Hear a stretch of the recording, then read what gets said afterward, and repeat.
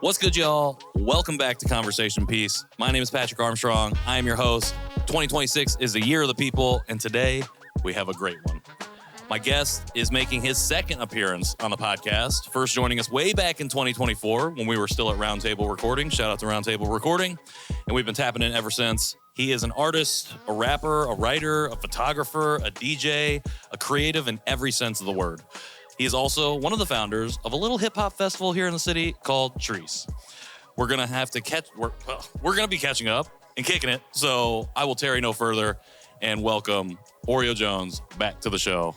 What's good, my guy? What's up, bro? Yeah, pleasure, absolute pleasure. Thanks for having me. 100%. You know that ever since we had you come through the show the first time, you have been one of my biggest supporters, I think, because you've continued to give me opportunities to pull up and talk about the festival, be a part of the festival in some sort of way. So I really appreciate you seeing whatever you saw and allowing me to continue to tap in with you. Right on. Yeah, you're doing great stuff. I feel like you're a great voice for the city and just like getting people to discover cool things. I think it's so important. Yeah. So, well, I appreciate you, bro. Well, I appreciate that. How you doing? I'm doing well, man. Yeah. A little over caffeinated right now, but just trying to chug along. We're like a couple weeks away from the festival, so yeah, busy man. Yeah, just clacking away on my laptop and connecting all the dots. 100%. Yeah. Well, excited to talk about the puzzle coming together. Yeah. But since you've been on the show, we have installed a new segment to kick off every conversation that we have called the Dream Machine.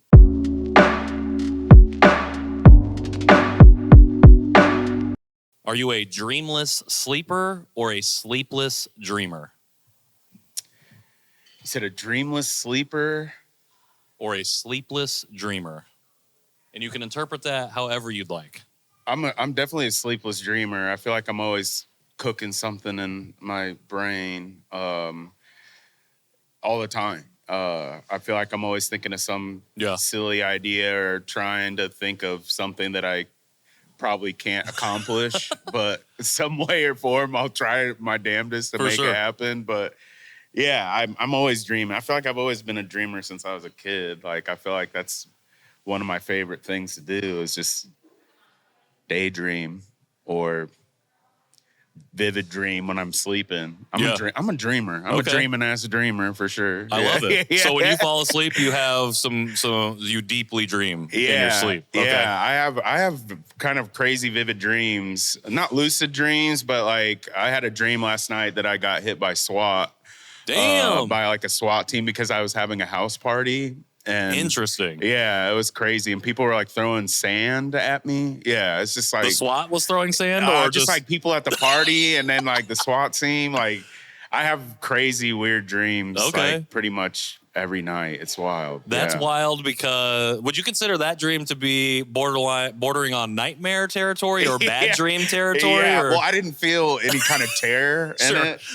So I didn't consider it a nightmare. Yeah. Well, it's funny because both my wife and I had what we consider to be quote unquote bad dreams last night. So I don't know, something in the air right now. Might be. When you dream at night, do you feel like those things stick with you? Do you sit with those things for a long time after? Or is it kind of like I experience them when I'm asleep and then I wake up and move on? Yeah, I kind of just like go on with it. Yeah, go on with life. I mean, you can't let those things dwell on those things. Can't get held up by those things. However, have you ever had a dream that like stuck with you that you were like, I don't know, just like made an impact on your life? Oh my goodness, that's a good question. Man, I'm trying to think now. I've had like kind of wild religious dreams. I remember when I was a kid, I was like driving down like the street that I grew up on. This was in the dream. And I started seeing like clouds in front of me and the pearly gates opened up and 3 crosses came out of nowhere and one of them lit on fire. Damn, okay, that's crazy. And then I woke up.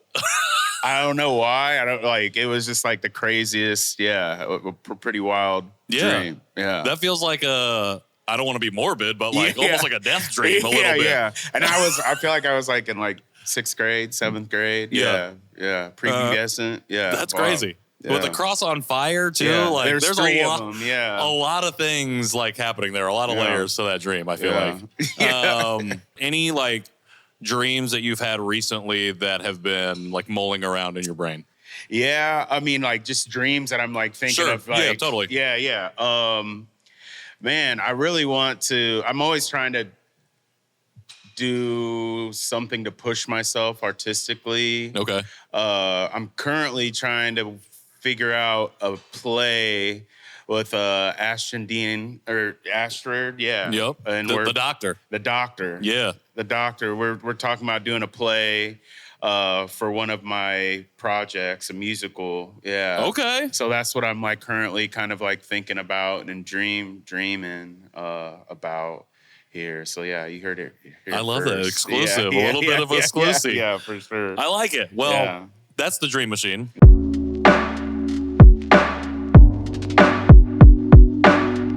You've done a lot of creative stuff, I feel like, since you last were on the show. Yeah.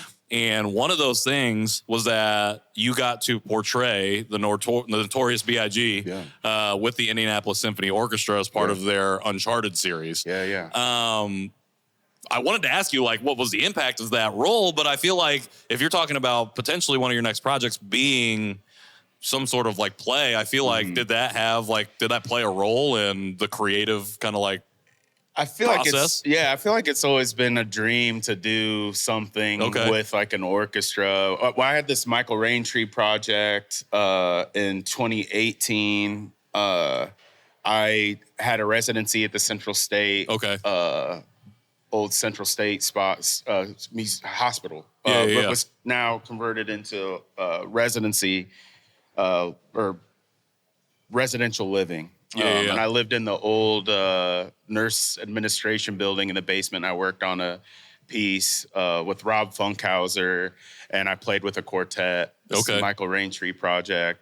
But I always wanted to do like a bigger, play with the whole symphony. And Steve Hackman, shout out Steve Hackman, reached out to me, brilliant composer. He does this all kinds of like fusion with classical compositions, and contemporary stuff. Reached out to me. It kind of went kind of fast. Like he hit me up this last Thanksgiving. Probably the weekend of Thanksgiving 25, and was like, hey, I'm doing the Resurrection mixtape with Pac and Big and Gustav Mahler, composer in Germany back in the day. And he's like, you want to audition for the role of Biggie? And I was like, whoa, this is sick. Yeah, I'd love to. I'd try. So he sent me stems of demos of the piece. I read the sheet music and kind of just did my thing, recorded and send it back and forth. He's like, let's do it. So I had 6 weeks to prepare this piece, and I kind of like went full immersion with it. Method, if you will, where I was just Heath like Ledger, Joker, kind of lock yourself in the hotel room. I was just like eating like shit, and I was, drinking and just like listening to Biggie and Pac, and literally in my headphones when I'd go to sleep, I would listen to a playlist every night. I'd read sheet music every night. He'd send me different demos, and they'd all have the different BPMs. So I'm listening to 5 different versions of the piece. Damn. It's like an hour and a half piece, like 2 acts. And you're going nonstop. And you got to really pay attention to like the tempos. There's times where you are flowing and there's literally no drums behind you. So you're watching Steve's hands, and you're going without any percussion at all whatsoever. And you're just like, at the whelm of a harp or, the strings. And so I was something where I felt like it was going to, that could push me and make me like kind of full again. I feel like I go through these spurts where I'll do a big project, whether it's a record or a festival or doing this thing, and then I'm done with it, and then I kind of go into this like bout of depression where I'm just like, I did this thing, this huge thing that I've been like obsessing over, and then I'm like, oh man, like what am I doing with my life right now? It's kind of this weird phenomenon I go through. So it kind of like came at the right time where I was just like obsessive, to the point where I didn't even think about anything for like 6 weeks. It was like total immersion.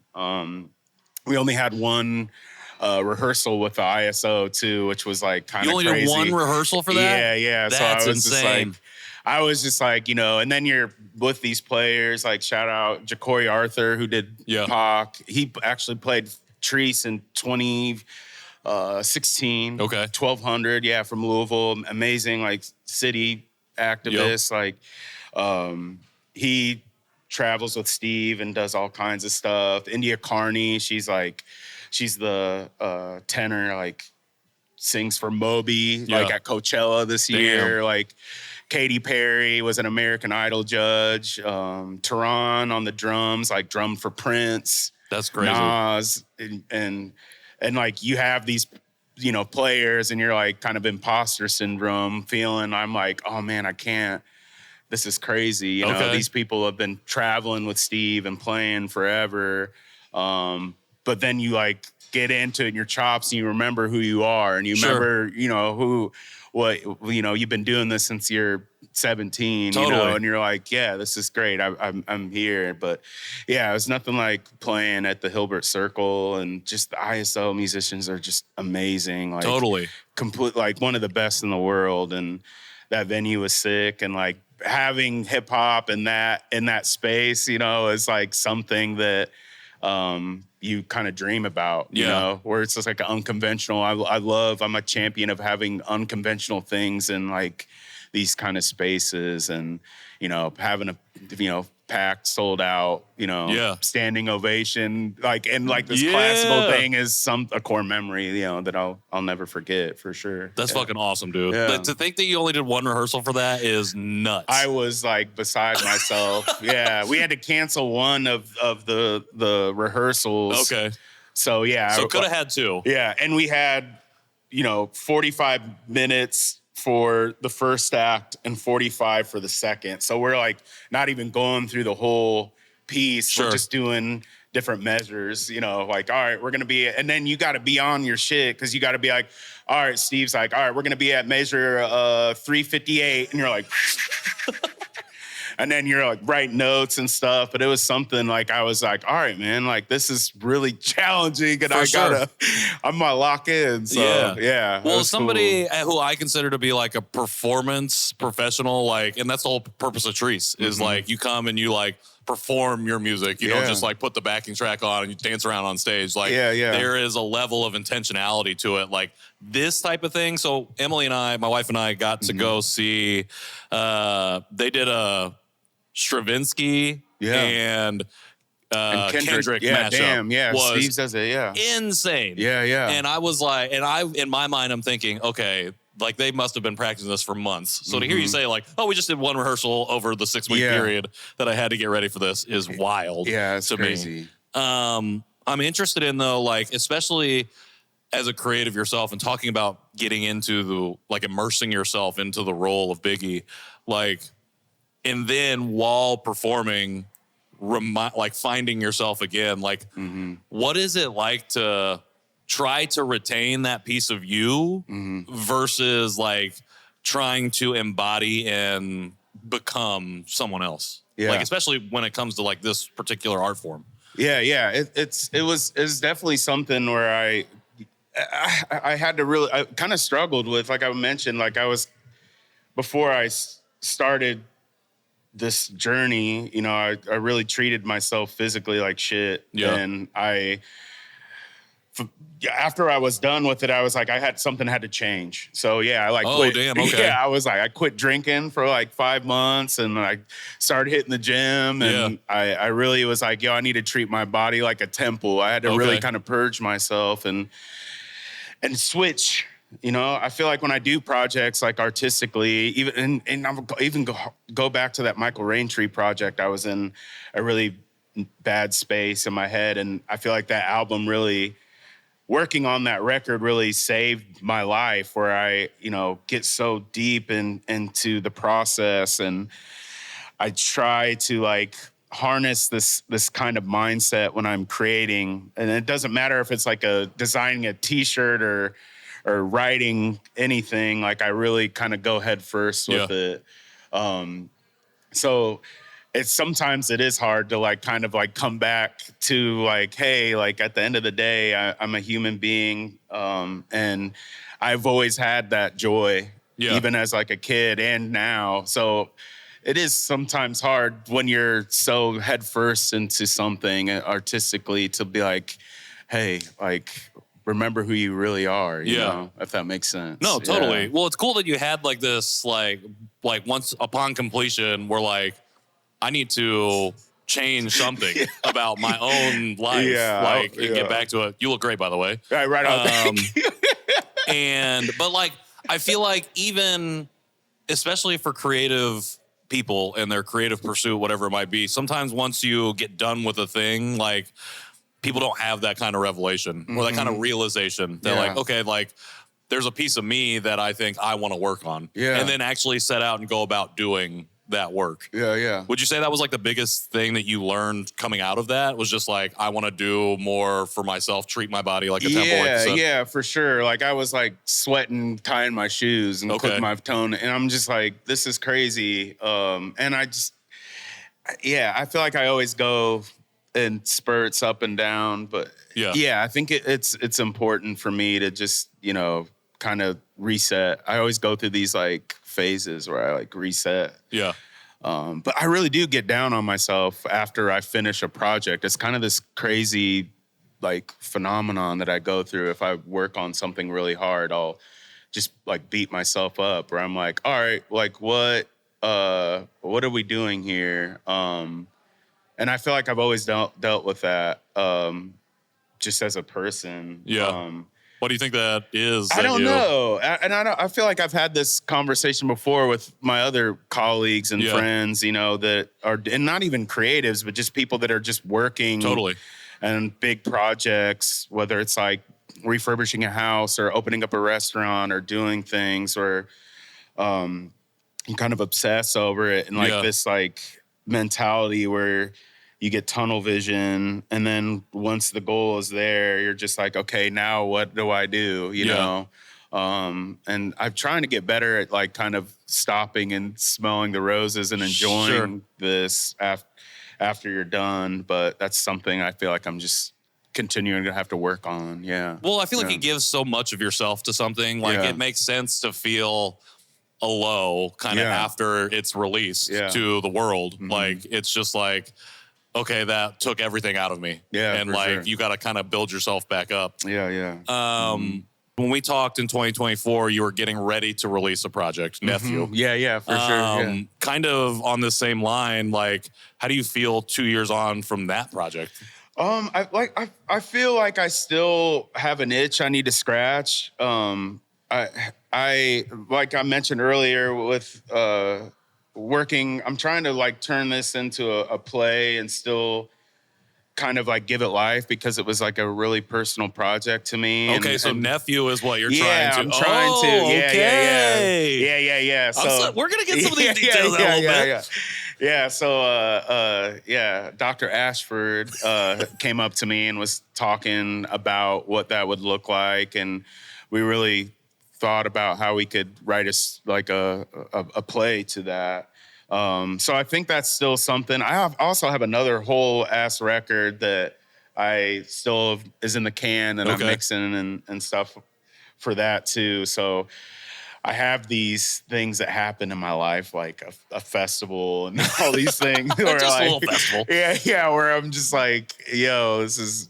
I'm still an artist, you know, at the end of the day, and I still have like admiration to release these things in my head and my soul. So yeah, that's something I'm looking forward to, the next chapter. Like what does it look like not only releasing a record, but like having a whole experience or a whole nother story surrounded that. That's why I as I've gotten older, been trying to really really try to do. Yeah. Well, I think it's cool to not only have the experience, but have it come later or more further down the road. Like to think that you'd revisit a project even 1 year later, but 2 years later with a maybe entirely different perspective on said project, I think is really cool. And I don't think a lot of people do any stuff like that. Yeah, I feel like there's always this like the mindset where like you have your album has a shelf life and you have like a window to like, you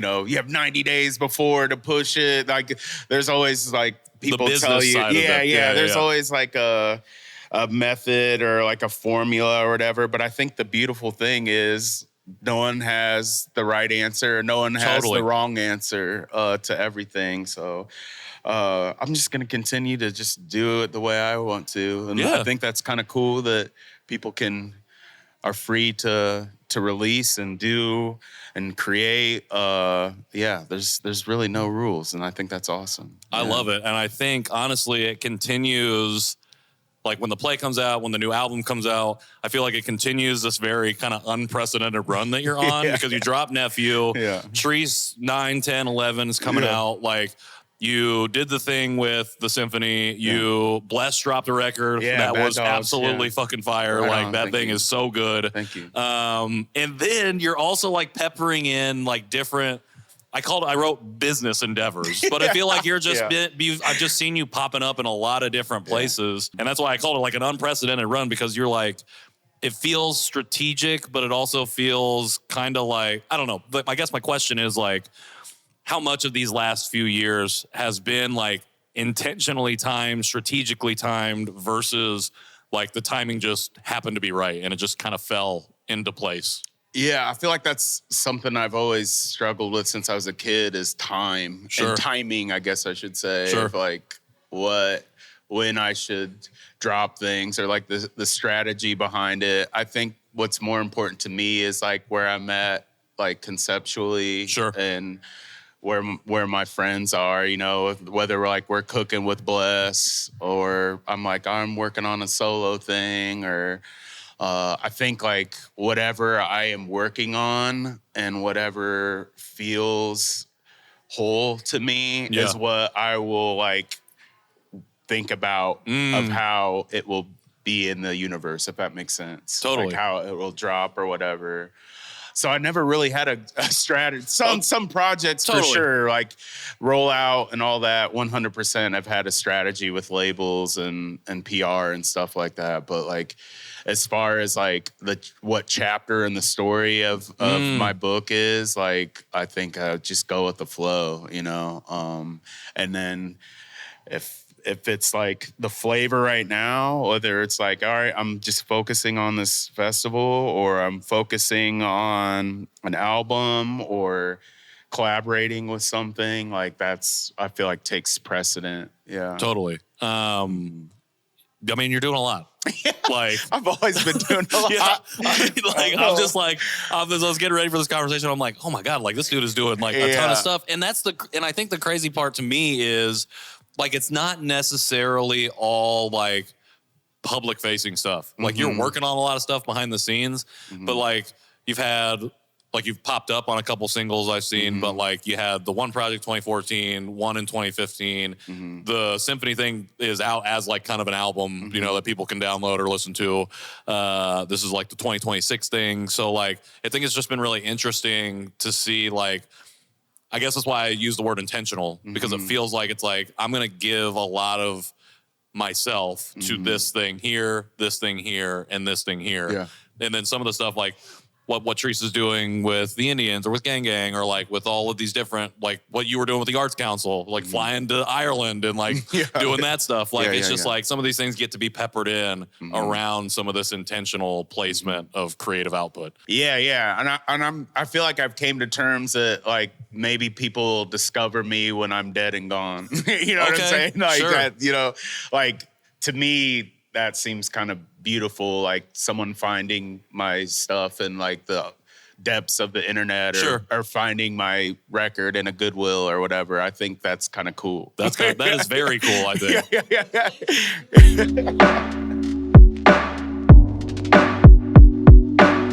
It's Chreece week here on Conversation Pace. Let's go. Conversation Piece. Year 11. Yeah.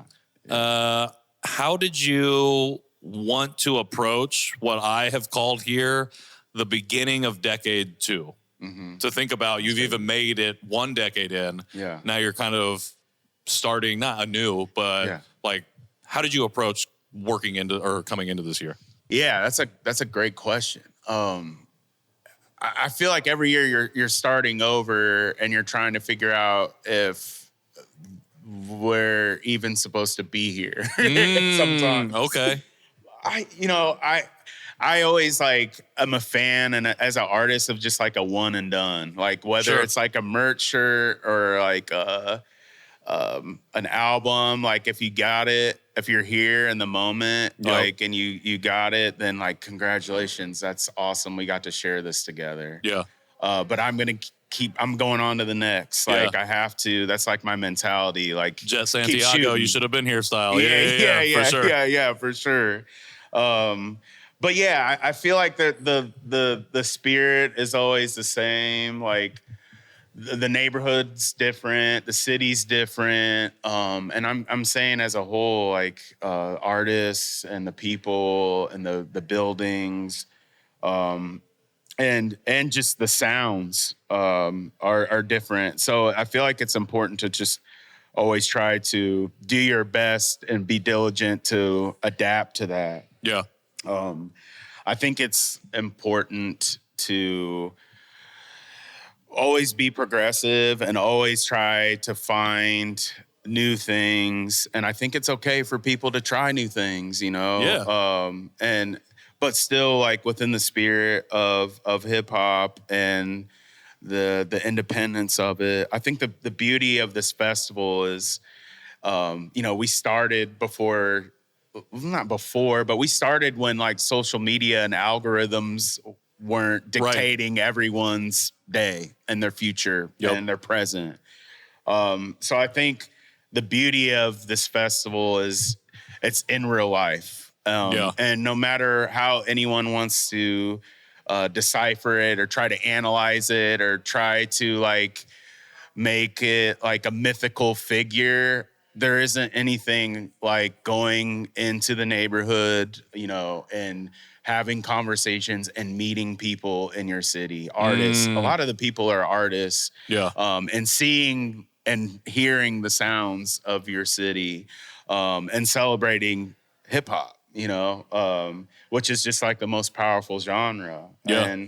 And we have such a rich cultural history with Black music and just music in general in our city that people, overlook. And it is still potent. You can feel that in the DNA and just the concrete and just the air and the atmosphere. It just looks and sounds different every year as it goes, And I think that's what's sick is like trying to make a space for that. A space that's like intentional and safe and warming and cool and letting people get their chops. And there's just so many different pieces of the puzzle that I think is important to just always kind of tinker with. Totally. And it's a big machine, know? Yeah. Well, especially a big machine operated by not that many people. There's literally 3 of us. There's 3 of us that, Jane and Carly, shout out Vanessa too. My boy Jay, like he's been in the background too. And there's just like a lot, and Jake and Kanag. There's just like the designers and stuff. But like there's like pretty much 3-4 of us that that are behind the scenes. And it's still like this like independent DIY mentality, no matter how anyone tries to shake it. Totally. You know, we're humans too. That's Yeah. another thing. We're like, we're humans that have lives. And I wish it was a Hype Williams film Sure. that could show you how like romantic and sexy it is trying to program and operate a festival, but it's really not, you know, like I'm just trying to like make sure that it's accessible and there's porta potties and people, you the know very what I mean? unsexy parts of people, organizing. That, you know, that people can, you know, that are in wheelchairs is that ADA approved and like, you know, people can go and wash their hands and feel comfortable. Yeah. Well, like you said, now that you're going on year 11, like that's a long time to be doing anything. Yeah. And with time and especially something that becomes more visible, more popular, more talked about, people are going to, like you said, mythologize a little bit for sure. and romanticize the idea of this festival. And when you're on even as a festival goer, you're still on the outside of the operations part of it. Like, it's easy to see through rose-colored glasses versus like taking those off and understanding the reality of what it takes to like put something like this together. Yeah. Part of that process is the submission process for artists who want to be a part of Chreece. Yeah. And you posted earlier this year about having listened to all of the submissions and this is one of the first times you've been able to actually sit down and like you personally go through and do that. I was wondering if you could walk me through why this year was the year that you wanted to sit down and do that and like what that process is even like. Yeah. I mean, when I first started the festival, it was easier for me because I was a lot more active in the scene. And as far as like, I was playing a lot of shows during the year. So it's like, a lot of them were my comrades and a lot of these folks, you know, I had a relationship. So I felt like it was, I'm in the trenches with it. Like, let's go. And no one knew about it. Like, so no one really had any idea of what we were doing, to an extent. But this, you know, I feel like after COVID, after we took a couple of years break, like it was important that there was a big reset, I feel like, after that, where there's people that have been working on music and you can't catch everyone. So I think the submission process is really important. We had over like 430 submissions this year. And I thought that it was important. And Jay Brookins is a big catalyst of just like going through stuff. And we had some people too that helped us. But I feel like this year having a big committee of folks, like 20 some folks from Stretch, from Follow the Money, Ladina Midwest League, Nigel from Black Joy, Grapevine, like Mariah Ivy, to people that are doing things in the city. I thought was important, that are programming things, that are like kind of have their ear to the streets. I feel like I'm missing so many people. Sean Longevity, Jay Moore, and the New Old Head podcast. That, I mean, they're digesting hip hop like every week, every single day, every week. They're about to release episode 500. Yeah, insane. Yep. So, and the infamous Wild Style. The infamous Wild Style. You know, I wanted to get like as many people as I could, and then I was like, you know what, this is going to be my first year like really listening to. I made it a point to listen to every single submission. And we had, you know, out of the 430, there was maybe like 100 so that were from out of state and out of the country. Crazy. Which is kind of crazy because this is all organic. This is all word of mouth. Like, we don't really put any that much like, money. Hey, people from Ireland, like, we have a direct flight here. Come be part of our festival. So like, you're going through these and you're like, wow, there's like someone from Barcelona. Whoa, this is crazy. Like LA, New York, Belgium, Canada. Like, you're seeing, and you're like, how did this, like, that just started in the little neighborhood of Fountain Square kind of like blossom into this like organically international thing? which is like really cool to see. Hell yeah. So yeah, going through there, and I've listened to every single one of them. And you know, I can't physically put 430 some people into a venue. There's only so many hours in a day. For it's real. one day out of the year. So yeah, like what can we do beyond just saying no to people? It's hard, you know. Offering workshops, yeah, that's cool. But like, I think it's important to try to your due diligence to try to find other things 365 throughout the year, other opportunities to like have people come through, see why your press kit probably needs a little shake, like needs a little Totally. revision. Open mics like Lyrics and Libation, they're doing Yeah, like shout they're out doing Rhetoric. Rhetoric and Simon Said are doing yep. really sick things. At the health club, like what would an open mic look like this year? So like having that open mic this year is going to be really sick. To have people that come up and do their chops over at Hot Boys. So I'm always like trying to think of ways. It's always not going to be the right way. Sure. And it's not going to make everyone happy. I found that out a long time ago. I can't make everyone Basically happy. impossible. So Yeah. And you know, the few sour grapes that are, you know, attacking and saying that I'm out of my mind or we're not doing the right things. That's okay. It's fine. Sure. I swear I have like the best intentions. I started this thing when I was in my 20s. I had $200 in my checking account. I feel like I've said this a million times, but like I literally have had no idea what a festival was. And I was that person that was not getting booked for festivals. Sure. I was not getting booked for shows. Like I was, if anyone understands, I know like, and I know it's hard to believe because people don't see the steps that it's like, exactly. that takes to get to where from point A to point B. But people were not believing in me. They would never give me a shot. I was that person like in my bedroom studio being like, what is wrong with these people? Like what? They don't understand. Like I'm good. I promise you. Like They don't see it.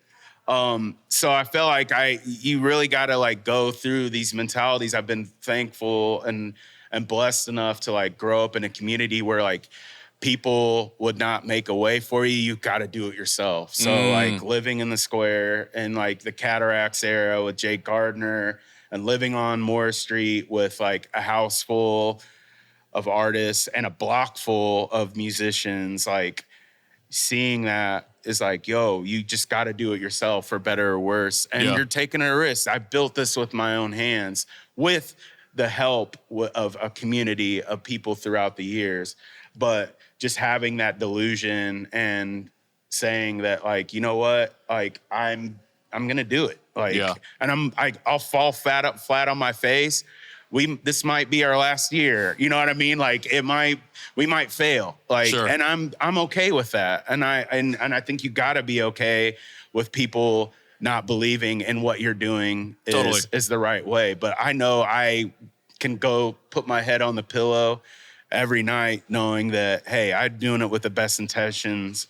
I'm trying to put a spotlight on our city. And I think that's like really what's important. And people, I feel like, will see that. They'll see the intentionality of it, whether you're opening a restaurant up or you're trying to like create a space or write something. Like people will see that. They see through all the smoke and mirrors. Like they're not dumb. Yeah. Totally. I think that last year, two people said two things that have really stuck with me about this particular festival, but just generally about like creative stuff is that, so the infamous Wild Style, when people were getting really loud or a few people were getting loud about the selection process, he had said something like, you know, the people who are loudest right now and complaining about who is on the list, who's not on the list of performers, are the people who are not at shows, not doing shows. They're not really getting out there and putting themselves out there to have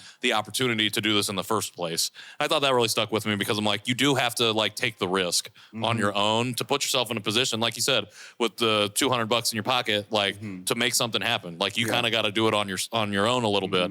And then when we had Jane on the show last year, she said something I thought a lot of people should take away whenever it comes to any event.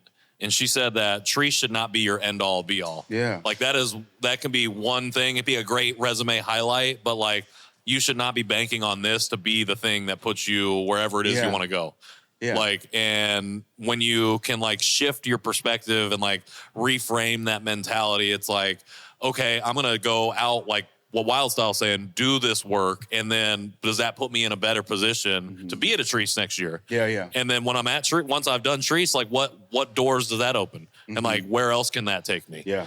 So I appreciate you saying all that because I feel like a lot of people, like you said, like we talking about, you know, they're seeing it from the outside in, looking with a skewed perspective, whether they're a attendee or a potential performer, and sometimes that rose color can turn a darker shade of red, and like you only see like I'm being slighted.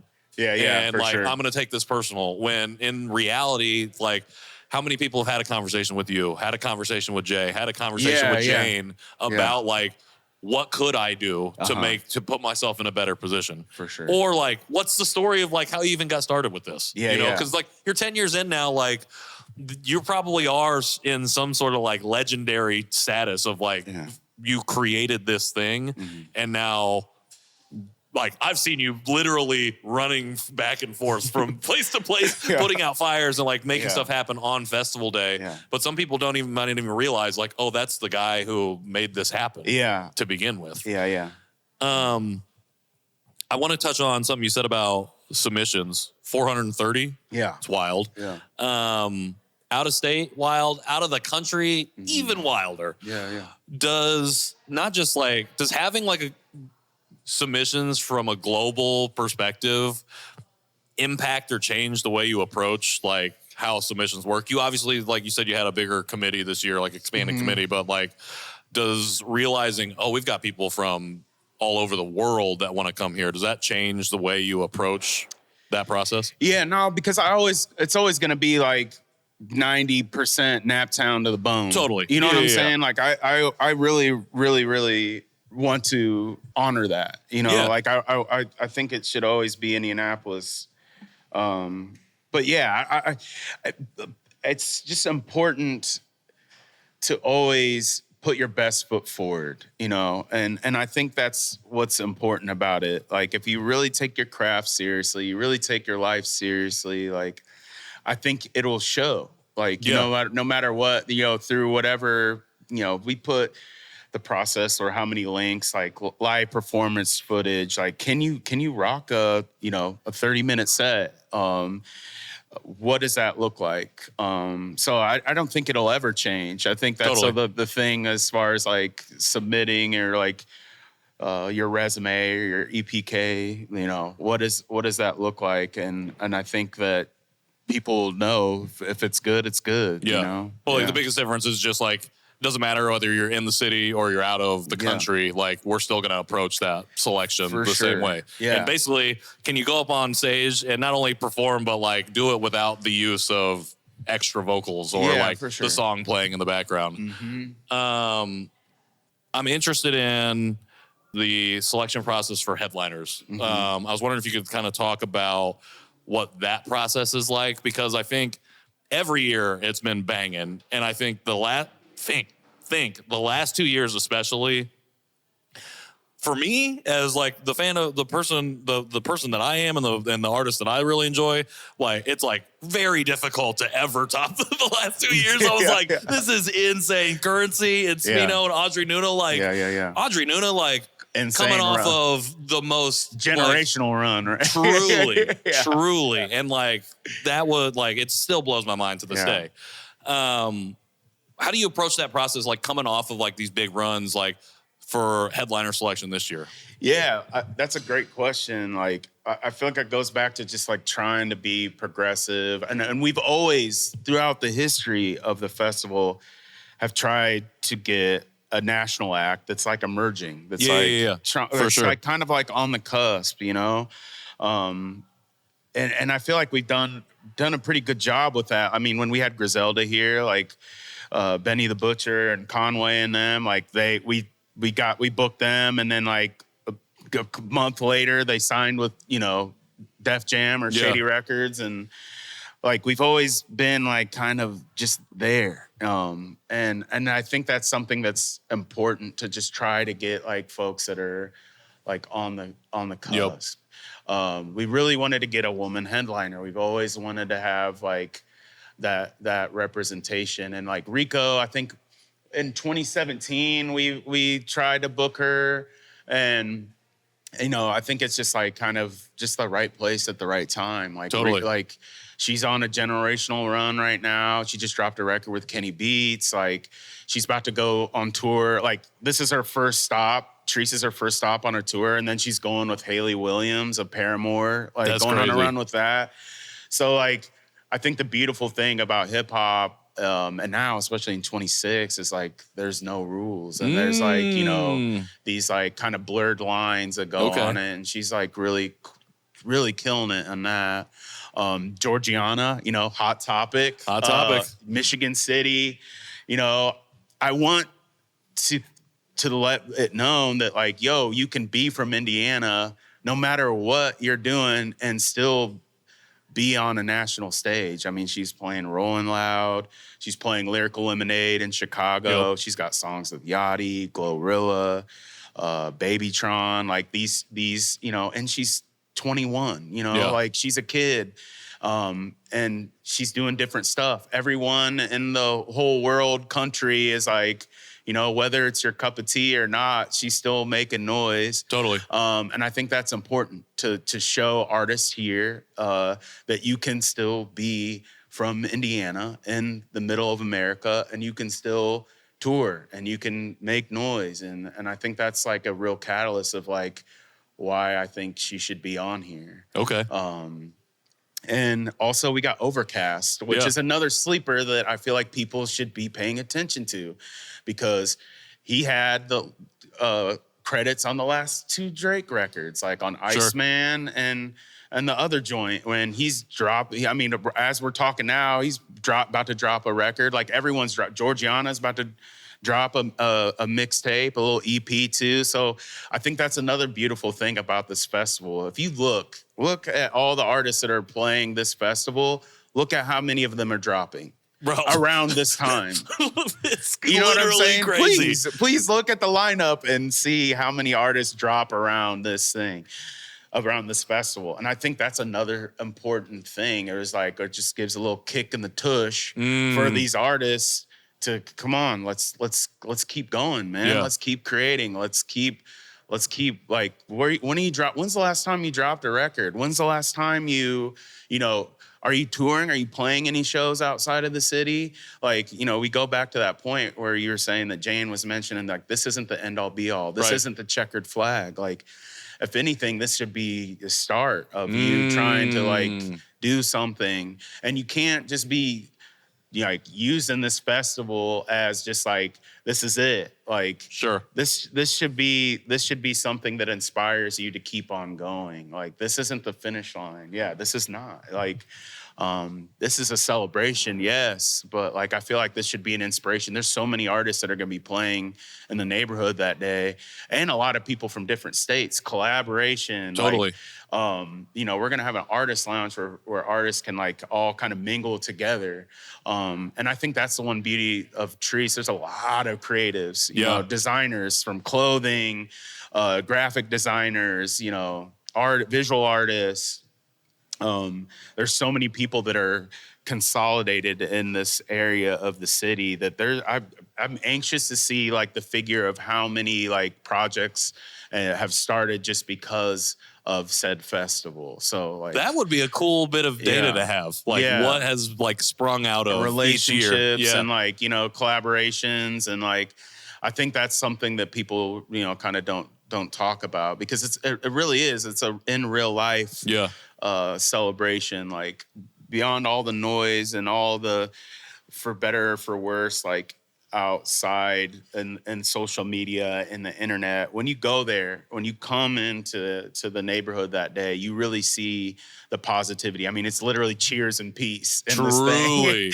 Or you see, you know what I mean? They call it a Naptown holiday for a reason.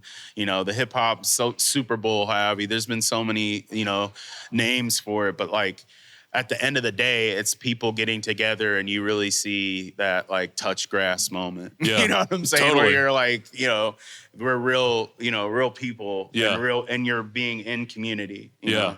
How do you feel when you hear stuff like Naptown Super Bowl or like a Naptown holiday, Chreece be labeled something like that? You know, I never really got like into like titles or like into any of that stuff. And I know it sounds silly or like whatever. There's times where you got to like step back and really appreciate and like smell the roses and all that stuff. But like, I don't think anyone owes me anything. Sure. I don't think that like, I don't create, and I never created for any other person.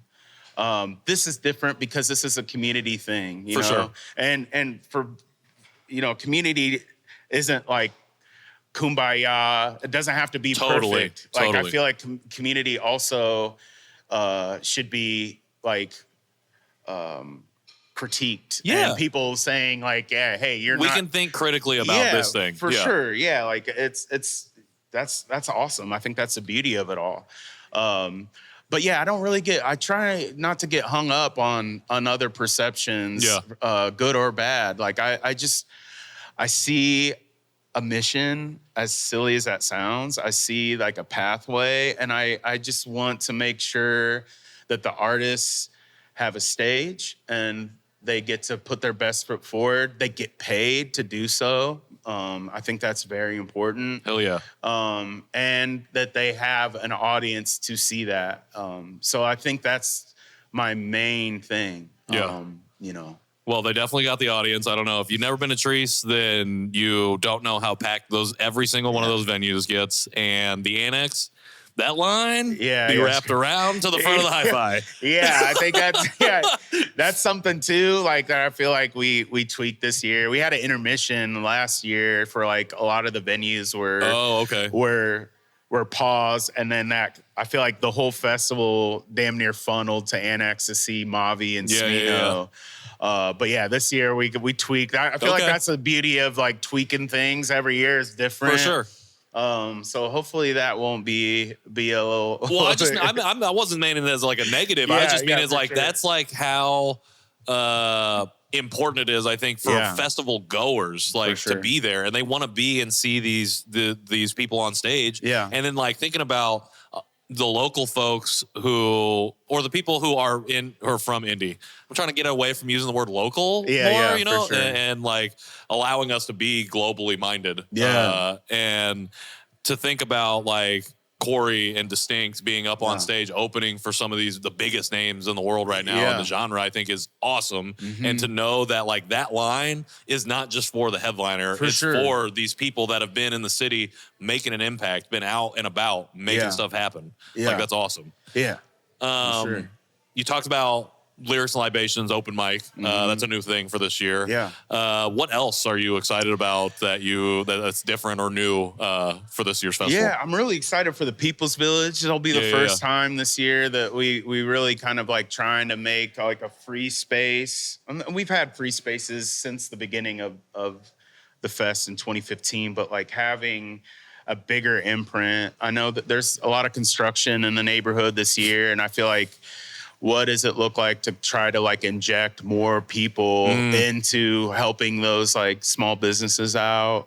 So yeah, having a bigger imprint, and we're gonna have like over 50 some vendors this year, creatives from like, you know, clothing lines to bookstores to Food. I mean, we got Epicureans going to be here this year, which is so sick. Like, I'm really, really, really excited to have them bring the food festival to life in the People's Village. That'll be free. Like, you can go and you don't even have to have a wristband. The plaza, which is like I call it the heartbeat of the festival. Hell yeah. Like, Literally the beats. Yeah. Straight up. Like, Metronome and Longevity in them have been doing that since 2015. Like, a free space with academics and bringing down the band. Like, there's kids that'll be playing their first DJ sets ever in a festival format.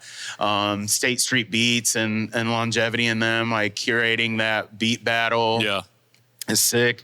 Shout out Denicia Monet too with Rook. Like, she is such a jewel in the city. Like doing these activations and games and activities for kiddos. Like, this is something that's all ages and free. Like, I if I could make this festival free, like, that's like the ultimate dream. We talk about dream where no one has to pay anything. I have to pay these artists and for sure and people that I think that it's just like showing people's worth and showing the city like it contributes to the quality of life. Like, I think that's so important. But like, not having a wristband to go to these things, we're gonna have like gang there doing butter stuff, like the United States Colored Troops, like who I've got Newfields like coming in, like showing their what they're gonna do with that giant the Swiss Beats and Alicia Keys exhibition. Naptown Votes is going to be there, like signing people up to vote. Like, I think that's like really important. I'm not like a big vendor person. I'm going to say this out loud, like, but I love going to events and things where people can get resources and like learn about their own city. And hell yeah, I think that's important. Like, I also think it's like important to show like I don't contribute to the cost of your light bill or like the cost of your groceries or childcare. But like, I can pride myself on like trying to create a space where I can try to get as many people together to learn something. And I think that's like important to always try to navigate that and make that something for as many people as possible. We got the Epicurean folks, a lot of immigrant small business owners that are making food. You got artisans that are making things in these vendor spaces.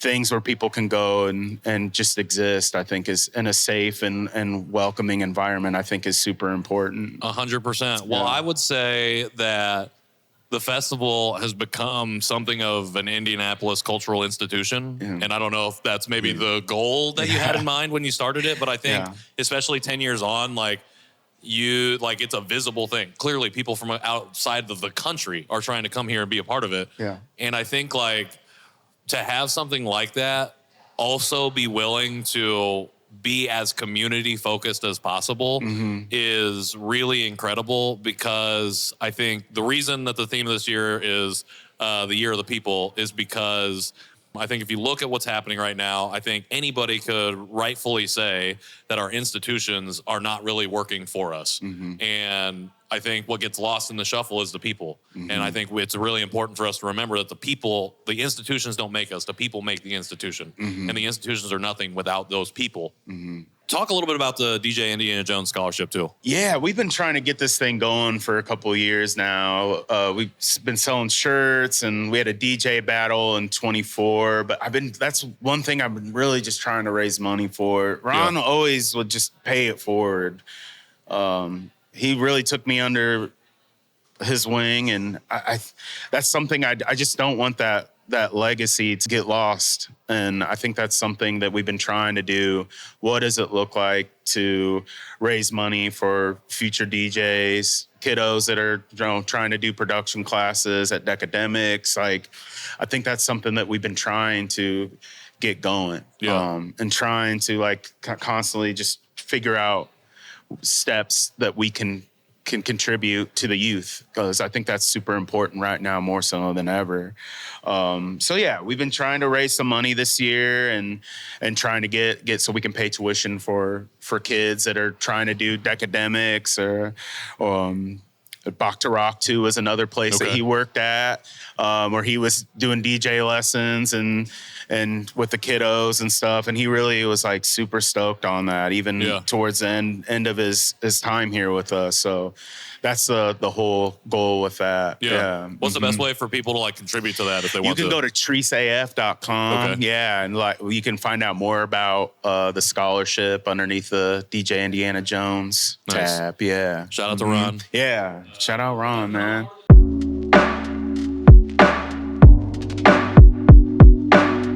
I called it a cultural institution. And you talked a little bit about like this festival happening in the heart of Fountain Square. Lots of construction happening right now. And I, from my perspective, not planned out well enough to support the businesses that operate along Virginia and McCarty and like all of the places around here that are impacted by that. And it's not good. Like it's very bad for folks. What's your perspective, I guess, as somebody who is like spearheading one of these cultural institutions, just like where we are as a city in general? I'm an optimistic person. Okay. You know? So I always try to see the brighter side of a lot of things. Totally. From my perspective too, like in 2015, even before COVID, like when we were doing this thing, like a lot of, and even just being an artist and creating things, not even like just a festival in general, but a lot of the institutions didn't understand it or like know the value and how it is important and impactful. Now people are trying to see, and I think are seeing, the importance of things like Chreece, there's a lot of festivals that are going on and a lot of like cool institutions that are doing things, and it's not just us, like, but I feel like the city and like these foundations and organizations see the importance of that. So I'm saying that it is a really good time to be a person that is building things now, creatively. Yeah. And it goes. It ebb and flows. It's a roller coaster. It's not for the faint of heart. For sure. Yeah, like we do not make hardly any money doing this. Yeah. Like I went full time doing art and Chreece in 24, and like I'm not gonna lie, like I was on food stamps in like late 25. Yeah. You know, trying to figure that out. Like it's not for the faint of heart. And I'm not trying to be this like whole like starving artist diatribe, but it's tough out here. For anyone, no matter if you're an artist or whatever. So I'm always gonna be optimistic, but there are some challenges. You know, people talk about gatekeeping and they talk about like they can't get in these certain spaces, or we're putting this like kind of veil over, but it's just like, what does it look like as someone, you say it's like a cultural institution, trying to convince the next tier of folks, the upper echelon class, like convincing them that this is very important and these things need to survive in order to contribute to the quality of life, to contribute to retaining people to come here in the city, to helping small businesses, you know. Yeah. That's sometimes where I feel like I'm a fish out of water, where I'm starting to like go to these, you know, these rooms and these places. Yeah. And I don't like wearing blazers or any of that. Are you rocking a blazer in those rooms? No, hell no, never. But I'm saying like, that's sometimes where I feel like really out of my element, where I try to convince these people that these things are important and we need these things not to disappear. So that's something that like I'm juggling with and I'm trying to learn and I'm trying to figure out as a person and a human, how we can translate and how we can communicate the importance of things like a butter, Chreece, Epicurean, like all these like really important cultural institution, these things, and why if they fade away, then that will just be a heartbreak, you know? Yeah. How do you feel like those conversations are going? I don't know. I don't know. You know, that's the thing. Like I'm like not a businessman whatsoever. Okay. I'm just like a person that likes to, I feel alive and I feel like a human when I'm making something with my bare hands or thinking outside of the box and trying to make shit shake. Like that's what makes me feel alive.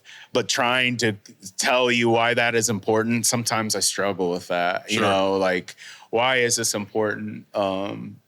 I feel like I come from like a very blue collar, like small, humble, you know, family, you know, where it's just like we let our actions speak. Right. I don't really comment on things, you know, or like try to, I'm just like, you know, trying to let my actions not have to use words to convince somebody. The 10 years of doing this should, you would think would be enough sometimes.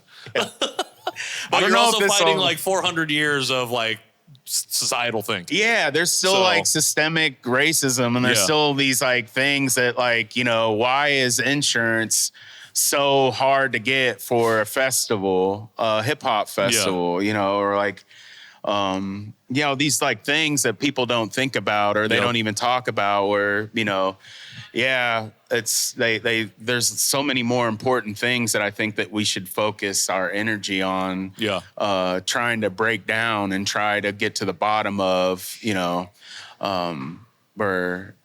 these little things. Well, if we can get to the root of stuff, it opens a lot more doors for a lot more things to happen. Yeah, for sure. Some people like to hold on to those roots because it gets them on the one seat that's on top of everybody else. Yeah. And they feel good about that. While everybody else below them ain't feeling so good. Yeah, 100%. 100%. Well, I appreciate you being in the rooms. Yeah. And finding your way in there and having those conversations. I think it's really important. Yeah. And I can't think of many other people better equipped to do that, just with the body of work that you've done and the things that you're already involved in, to be in those conversations. Thank you. To advocate for some of this stuff. I appreciate you. All right. As we kind of wrap up here, I want to tie back to dreaming a little bit, how we open this conversation.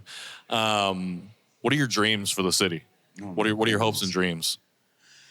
I dream for anyone that is doing anything, like making space or creating anything, to live a long and fruitful life. And I say that like, I know like the creative economy is such a buzzword right now and like all that, but it really is like an important thing when you look and you go to other cities in our country and you see how they move and shake. And sometimes it can be kind of baffling at like the support that a lot of these arts institutions and these people that are doing things get. Yeah. So my dream is to like anyone that is doing anything, that they can survive. Yeah. I think, and like have like the actual means to keep their dream alive. Yeah. I love that. Any causes or anything specific outside of the festival, outside of the scholarship that you're currently supporting that you'd love for other people to tap in with or tune into and pay attention to? Oh my goodness. There's so many cool things in the city. Shout out anyone that just is like doing anything really, no matter how big or small. That's the thing. You don't got to like swing for the fences. Like, this started as a thing where I was just like, you know, not swinging for the fences. I was just like taking each day at a time and starting, you know, going to shows. It all started for me just like going to shows and learning about the city. Like no one gave me a shot. I would just pay cover and go and meet people. I think that's like that initiative in real life, I think is like the theme I've been telling people lately is just like, get to know your city and like go and find out where you find your tribe, find your people, find what makes your heart sing. I think is like the most important thing. Yeah. I love it. I don't think of any other way that we could possibly close this episode out other than that. Yeah. Do you want me to call you Sean? You want me to that's call you Oreo? cool. Yeah, Sean? yeah. I feel like I've only called you Oreo. I never asked, so I feel terrible. But Sean, thanks for coming by again. Thanks for being a part of this, and excited for Chreece 11. Right on. Appreciate you.